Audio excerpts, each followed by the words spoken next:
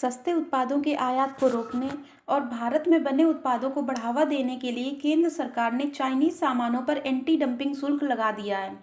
ये anti dumping शुल्क क्या होता है, इससे देश पर क्या असर पड़ता है और व्यापार के मामले में भारत और चीन के व्यवहार 2021 में कैसे रहे, आइए जानते हैं आज के इस सेशन में। अगर आसान भाषा में समझे तो घरेलू बाजार को सस्ते विदेशी प्रोडक्ट्स से बचाने के लिए एंटी डंपिंग शुल्क लगाया जाता है। जब कोई देश किसी उत्पाद को उसकी कीमत से भी कम कीमत पर निर्यात करता है तो उसे डंपिंग कहा जाता है। इस डंपिंग के जरिए जिस देश में निर्यात होता है वहाँ उसी तरह के बनने वाले प्रोडक्ट्स की कीमतों पर असर पड़ता है और वहाँ की कंपनियों का मुनाफा भी प्रभावित होता है। इसे हम चीन के ही एक उदाहरण से समझ सकते हैं। मान लीजिए चीन के किसी उत्पाद की कीमत 100 रुपये है और वह इसे 70 या 80 रुपये में किसी दूसरे देश में निर्यात करता है, तो आयात करने वाली देश की सरकार उस पर एंटी डंपिंग शुल्क लगा सकती है। इससे आयात करने वाले देश की उन कंपनियों को नुकसान नहीं होगा जो उस तरह का प्रोडक्ट बना रही हैं। इस तरह से डंपिंग पर रोक भी लग सकेगी। वहीं अगर बात करें भारत और चीन के रिश्तों की, तो 2021 में भारत और चीन के रिश्ते कुछ खास अच्छे नहीं रहे, लेकिन व्यापार के मामले में स्थितियां काफी बेहतर रहीं। दोनों देशों के बीच का व्यापार 2021 में रिकॉर्ड स्तर पर पहुंच गया है। 1 जनवरी से 30 नवंबर 2021 के बीच दोनों देशों के बीच कुल 8.57 लाख करोड़ रुपए का कारोबार हुआ। ये पिछले साल के मुकाबले 46.4% ज्यादा है। यदि कारोबार के ग्राफ पर नजर डालें तो चीन ने भारत को निर्यात ज्यादा किया है जबकि आयात कम किया है। इन पिछले 11 महीनों में भारत ने चीन से 6.59 लाख करोड़ यानी कि लगभग 7 लाख करोड़ रुपए का सामान खरीदा है और यह पिछले साल के मुकाबले 49% तक ज्यादा है। वहीं भारत ने चीन को केवल 1.98 लाख करोड़ रुपए का ही निर्यात किया है।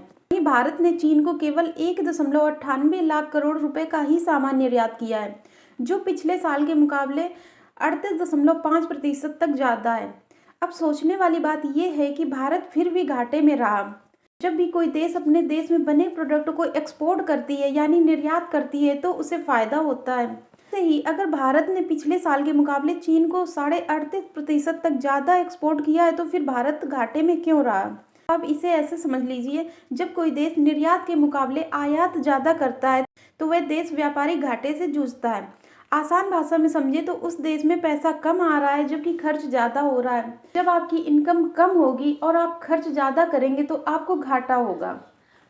इसे ही आम भाषा में व्यापारिक घाटा कहते हैं। वहीं बिजनेस की भाषा में इसे ट्रेड डेफिसिट कहते हैं। अगर हम आयात को बढ़ाते जाएंगे और निर्यात को कम करते जाएंगे तो ये घाटा भी बढ़ता ही जाएगा। इन्हीं चीजों को ध्यान में रखते हुए भारत ने कुछ कदम उठाए हैं, जैसे कि भारत ने चीन से आ रहे सस्ते उत्पादों पर एंटी डंपिंग शुल्क लगा दिया है। उसे रोकने की रणनीति अपनाई है। इससे देश में आयात कम होगा और भारत में बनने वाले उत्पादों का इस्तेमाल भी बढ़ेगा और निर्यात भी बढ़ेगा।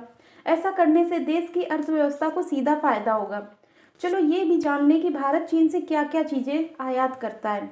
अगर देखा जाए तो भारत चीन से इलेक्ट्रॉनिक सामान ज़्यादा मंगाता है, जैसे इलेक्ट्रॉनिक सर्किट, टेलीफोन इक्विपमेंट और video phone, sound recorder, TV camera, transistor, semiconductor, auto component, fertiliser, antibiotics आदि शामिल हैं। वहीं चीन भारत से केवल लौह अयस्क, पेट्रोलियम ईंधन, कार्बनिक रसायन, refined copper, cotton yarn, sea food, काली मिर्च और भी मसाले, वनस्पति तेल, वसा, ग्रेनाइट ब्लॉक, बिल्डिंग स्टोन और रॉ कॉटन का आयात करता है। दोस्तों, हमें भी अपने भारत की अर्थव्यवस्था को बढ़ाने के लिए आगे आना चाहिए।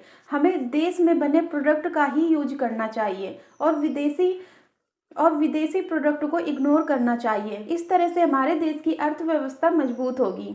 तो दोस्तों, ये थी आज की इम्पोर्टेंट करंट अफेयर जो आपको जरूर जाननी चाहिए। धन्यवाद।